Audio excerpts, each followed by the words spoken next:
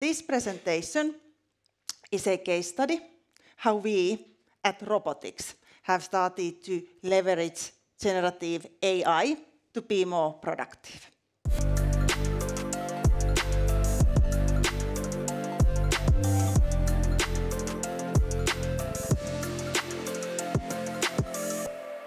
And my name is Aino Okkeri.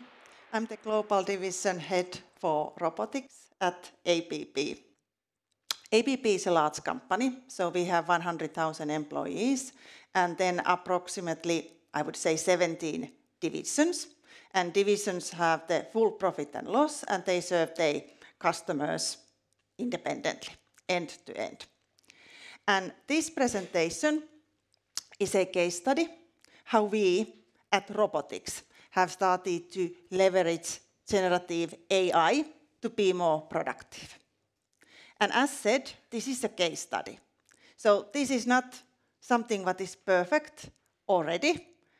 This is how we have done it, and there is room to improve. And I welcome, after this presentation, all the ideas and your feedback how to be even better. But it has honestly been a path to be here where we are at the moment. So it's a journey where we are together.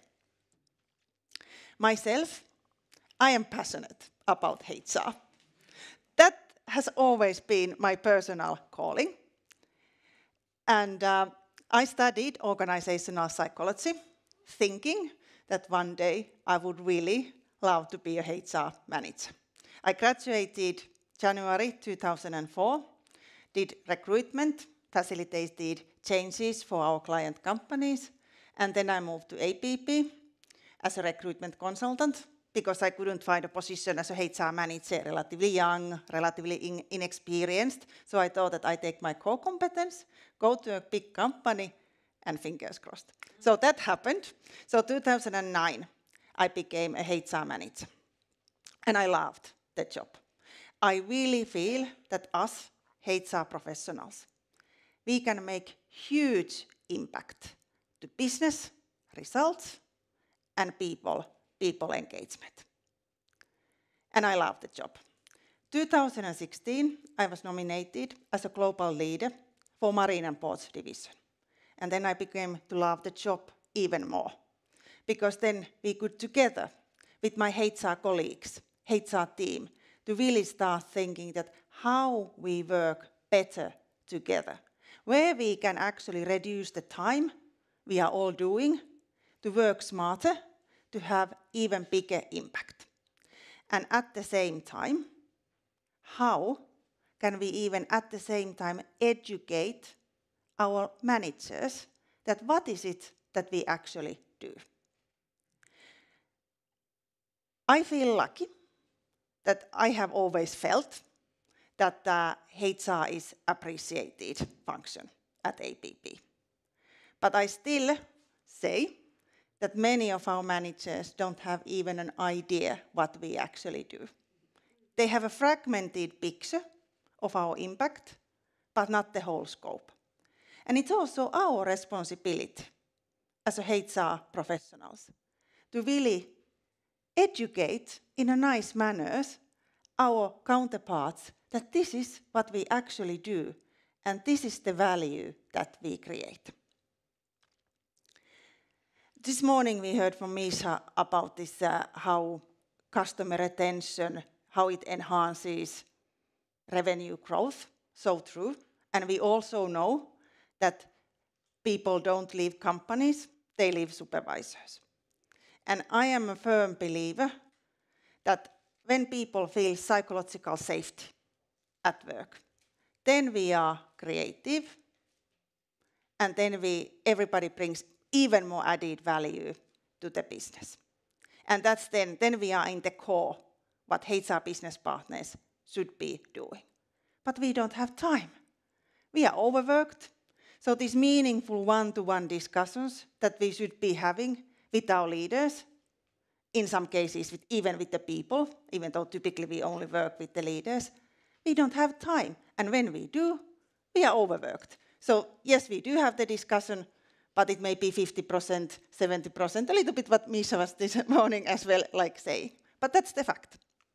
And there, of course, comes the generative AI. And this presentation, I have outlined it together with the ChatGPT underneath these 4 topics. Our framework, how we at ABB Robotics use AI at our work. But that's a little bit fragmented. I wasn't totally happy with it. And that's why I wanted to bring the bigger picture to the table. So how does this picture look when we look it from the point of view when we implement our people priorities?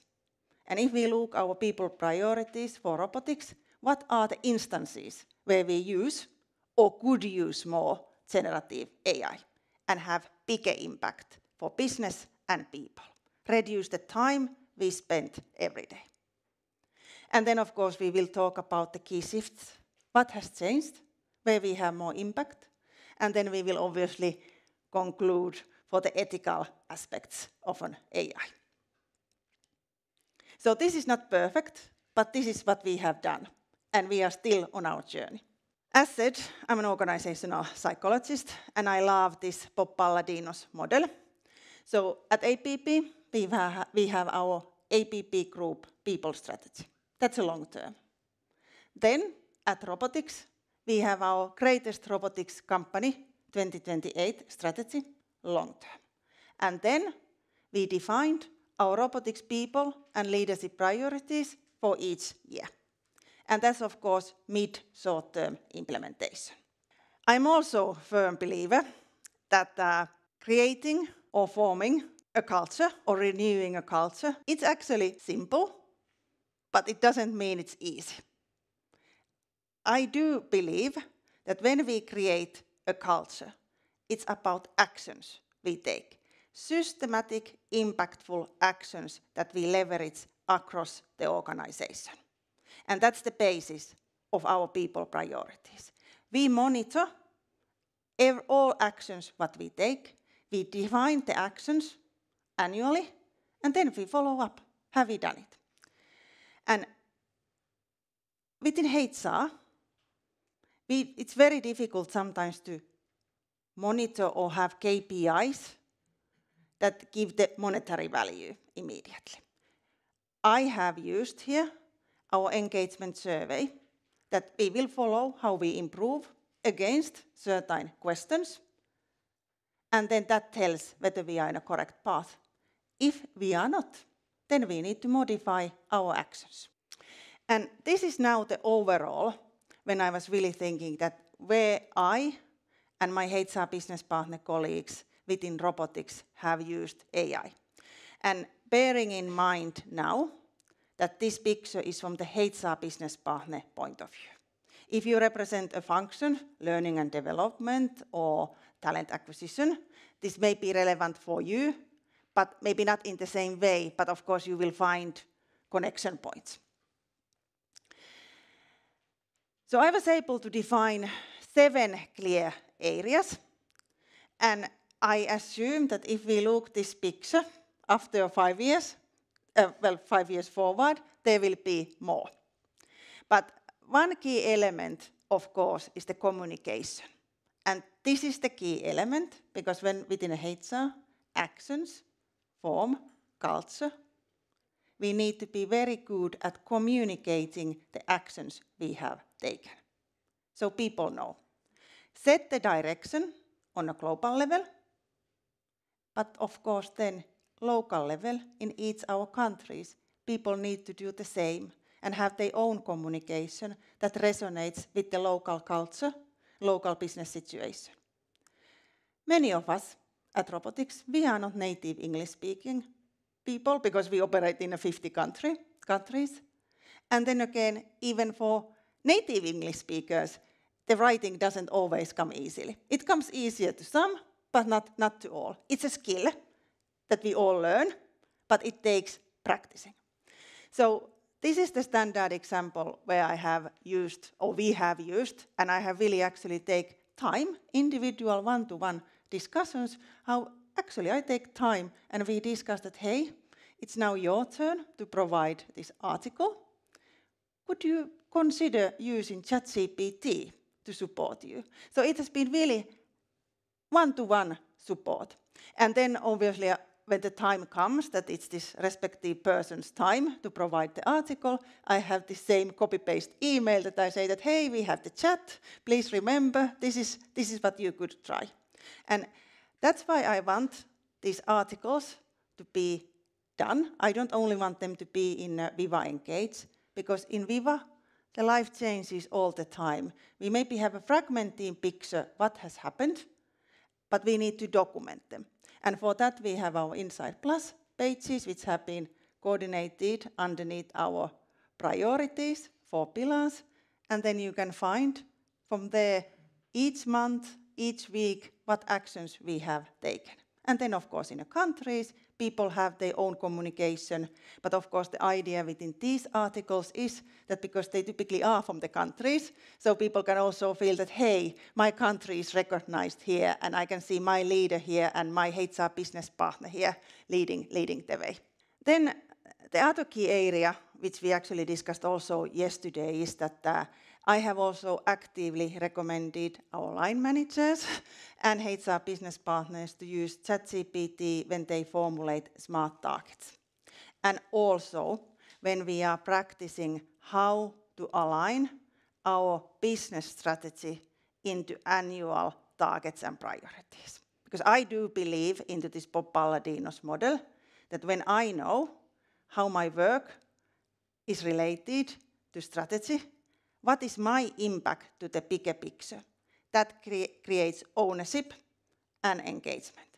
But it's not easy. And many senior leaders actually have said to me that, I know that is so difficult. And I said, that's great that you can say it, because that's also what we want to be. We want to be vulnerable leaders. We want to be able to say that something is not easy for me, but then let's practice. And this presentation slide is from one of our global training sessions where that was the PDA goal statement, directly aligned with our CRC strategy. And also for that, use ChatGPT and then ask ChatGPT to break it down into smart targets. You always need to modify. You always need to modify, but the time saved is significant. Insights and data analysis. That's maybe the biggest thing as well, where we can see very clear time savings. And within this slide, I have then described as well, prepare for interview question batteries. I'm sure this is familiar for all our talent acquisition people, that when you have an interview, you can tailor questions. This came to me that my ex-colleague, a friend, called me that, I know I'm in an extreme hurry, please help me, you surely have something, because of my background as a recruitment consultant. It would have taken me at least 20 minutes to go through my old files and find suitable questions, which would have quite likely been outdated. I went to ChatGPT, also recommended that you could do this next time, and provided these. It's an amazing thing. Of course, you always, again, you need to modify. But this 5 minutes, and help for a colleague. And here now we have the insights and data analysis on this slide, and this we also talked yesterday. That within APP, we have a Clint as our service provider. And within APP as well, we have a co-pilot within Clint for data privacy reasons. And this has just now come first time this year, and it's not possible for me. My brain capacity is not enough to go through comments, 5,000 comments. It's not possible. But having Copilot to do it per certain area, in this case it was about the feedback. Please analyze what kind of comments our people have given regarding our managers' capabilities on giving feedback. This took me 5 minutes to actually generate. And also numeric value to our leaders, why should we focus on a feedback culture? And also, like, of course, the Clint or any engagement survey is great, because then you can compare how do we look compared the top 25 companies. And this, of course, is enough business reasoning when we all know that good feedback culture really enhances psychological safety. It's enough reasoning to do this. So these were maybe a bit fragmented picture when I really built the overall picture for myself, that where do we use it and where we could even use it more. But then these are, when going forward and really looking the case study, that how does this then look when we implement our people strategy, our 4 pillars, then these following slides guide you there, and I have highlighted it within a color red, that what are the instances where we have used ChatGPT in this kind of a bigger picture. Within this first one, we had a data quality issue within my division when I joined, so we are still on that journey. So we did not actually use, I still wanted to keep it there, because it's okay to acknowledge that there are some areas where we don't use ChatGPT, maybe in the future.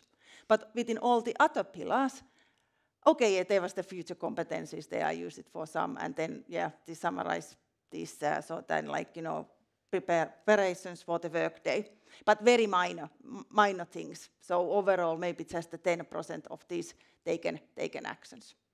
But here, when we talk about how we are focusing and improving diversity, inclusion, equity, and belonging within robotics, here we can see that systematically in all of these areas, we have actually implemented it. And all of the articles produced and opening messages are going to be used within the help of ChatGPT. And then, of course, you see always the measure of success, our KPIs, what we expect to receive, what is the outcome onto the right-hand side. But this may look a little bit repetitive, that why I do it like this way. But I am a firm believer that especially in HR, where we don't have that many KPIs, our KPI indicators are lacking indicators. It's a key that we are very clear on the actions we have taken. There is a Latin saying on this. It comes from the 15th century, and it says that nullius in nomen, nullius in verb. It means that don't take anyone's word for granted. Always require evidence. And our evidence is the actions what we take. And hence we need to document. And then we have the KPIs, which are lacking. And if we are not improving there, then we need to define our actions again. And here, then again, our engagement survey implementation.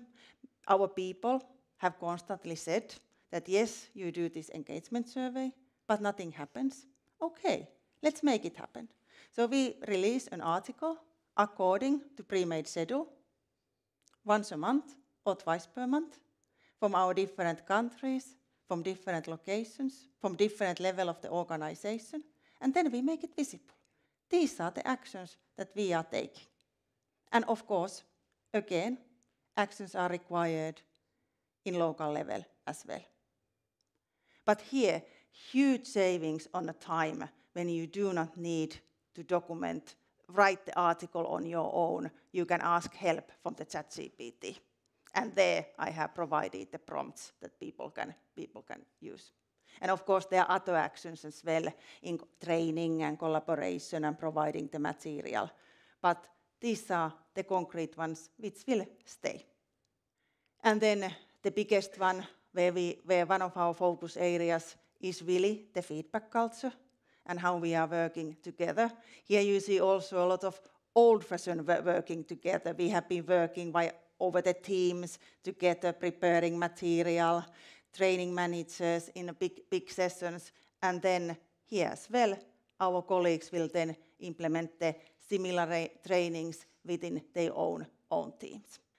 And then the change and the impact. I put this one in a pictures out of purpose, but let's say that for me, just as an example, if I prepare a workshop for management team, it takes 16 hours, just a rough estimation, to tailor it, to make it meaningful. When I use the help of ChatGPT, it takes me 4 hours. That is 75% time saving, which I can then use to be more present with my team members, with my leaders, have better quality one-to-one discussions, and I also have more time looking forward. Where should we actually go, rather than being in this moment overworked and busy? I have more time. That's a huge time saving, 12 hours. And when we then start multiplying this across the whole organization, there is an impact. Which, of course, in the top row you can see the sort of the impact and time, meaningful one-to-one discussions, and then the ability to look forward. But there is another element as well, and this bottom row then explains maybe the more private life, that for somebody it maybe gives more time for their family, somebody maybe more time for themselves, and maybe for somebody more time for them with their friends. Who knows? We are all different and we have different priorities, but having balance and meaningful work and impactful work is a key. And I do believe that by using generative AI wisely, we are better, we have more impact, and we are more professional. Then, of course, few words about the ethical part. One key element for me using AI is that I'm always open, that I have used AI, and I have also encouraged everybody to do so. Of course, when you start using it, I went also through to the path of thinking that, do I dare? Do I dare to say that I have used ChatGPT or Copilot? Why not? Why not to be smarter and work better and provide better quality, and at the same time to be a better leader and better person as well? And of course, AI is always only to support decision making, never to make the decisions. I would never ever use AI on the topics where I'm not content expert. I wouldn't dare to do that, but in the matters which I know, it's a great way of summarizing the data. And of course, in the public tools, we do not put any names or company information. But we all know as well that when we work in a HR, when we develop materials, they are generic. There can be narratives, workshops. It's okay to use. So we are blessed in that way that we can really use it, like, in that sense, rather freely. So this is my overview how we have used generative AI at our work, and I do firmly believe that our function has come better. At the same time, when I say this, I still have colleagues who don't use it, and that's also okay, because we all have our own path and processing new things and accepting new things and trying new things. But I do believe that this is the future, and I think life will look very much different going forward here for five years. I think somebody may even find my presentation then rather funny.